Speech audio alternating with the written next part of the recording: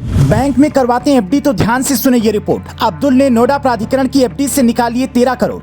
बड़े बड़े बैंक अधिकारी का भी दिमाग चकराया जब सुना 200 करोड़ की एफडी से गायब हो गए करोड़ों रुपए। न अब्दुल बैंक कर्मचारी था, न उसने एफडी जमा करवाई थी, फिर कैसे की जालसाजी, सुनकर हो जाएंगे हैरान। अक्सर बचत के लिए हम बैंक में एफडी करवाते हैं, पर क्या आपकी एफडी बैंक में सुरक्षित है? ये सवाल इसलिए क्योंकि नोएडा प्राधिकरण की 200 करोड़ की एफडी से 13 करोड़ रुपए बड़े ही सफाई से निकाल लिए गए। ना किसी अधिकारी को भनक लगी, ना ही किसी बैंक कर्मचारी को। पैसे निकालने वाले अब्दुल ने इतना बड़ा खेल कैसे किया, पहले वो सुनिए, फिर बताते हैं। अगर बैंक में आपकी एफडी है तो कैसे ऐसी जालसाजी से बच सकते हैं। 15 जून को नोएडा प्राधिकरण ने 200 करोड़ रुपए की एफडी के लिए टेंडर निकाला। बैंक ऑफ इंडिया के नोएडा सेक्टर 62 ब्रांच ने ज्यादा ब्याज का वादा किया और 23 जून को बैंक को 200 करोड़ की रकम दे दी गई। प्राधिकरण ने 100 करोड़ की 2 एफडी की रिक्वेस्ट भेजी। एफडी के लिए बैंक में खाता होना जरूरी है।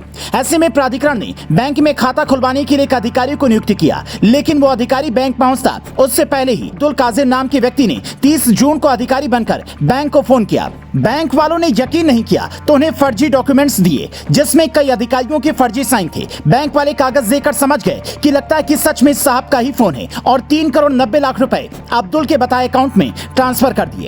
अब तक किसी को इसकी भनक नहीं लगी थी। कहा जा रहा है कि अब्दुल ने यह पैसे कई और खातों में ट्रांसफर किए। जब पैसे खत्म हो गए तो उसने दोबारा 9 करोड़ रुपए ट्रांसफर करने के लिए फोन किया। इस बार बैंक कर्मचारियों को शक हुआ। सबसे बड़ा शक ये था कि बैंक ने अगर एफडी करवाई है तो अधिकारी उससे पैसे क्यों निकाल रहा है। जब बैंक के अधिकारियों ने प्राधिकरण से कांटेक्ट किया तो उनके होश उड़ गए। नोएडा अथॉरिटी के अकाउंट ऑफिसर जब बैंक में पहुंचे तो देखा कि यहाँ पर कोई खाता ही नहीं खुला है और एफडी वाले पैसे में से 3 करोड़ 90 लाख रुपए पहले ही ट्रांसफर किए जा चुके हैं, जबकि 9 करोड़ रुपए उनके बैंक पहुंचने से ठीक 3 घंटे पहले ट्रांसफर हुए हैं। आनन फानन में बैंक खाता फ्रीज किया गया ताकि ये पैसे बच जाएं।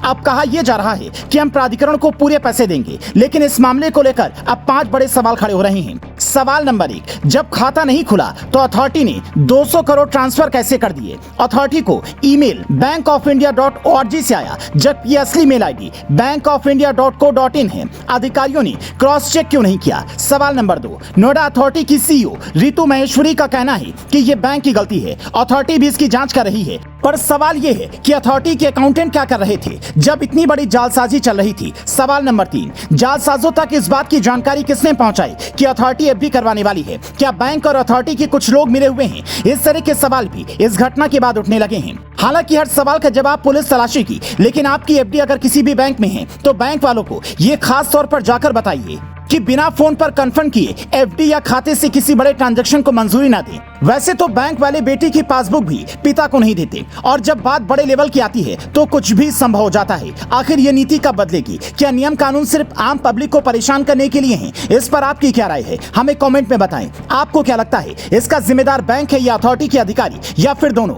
अगर ऐसी जालसाजी से आप अपने को बचाना चाहते हैं तो इस रिपोर्ट को ज्यादा से ज्यादा लोगों तक पहुंचाएं ताकि आपका पैसा सुरक्षित रहे। Bureau report,